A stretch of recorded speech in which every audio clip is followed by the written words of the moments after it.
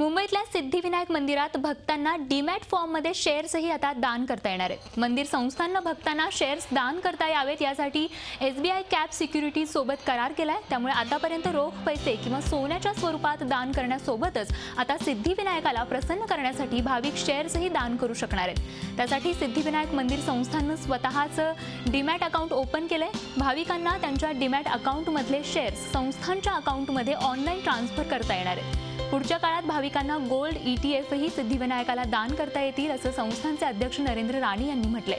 विशेष म्हणजे मंदिर संस्थान भाविकांनी ट्रान्सफर केलेले शेअर्स त्याच किंवा दुसऱ्या दिवशी विकून त्याचं रोख दानात रूपांतर करणार आहेत। त्यासाठी बाजाराच्या स्थितीचा विचार केला जाणार नाही असंही संस्थाननं स्पष्ट केलंय।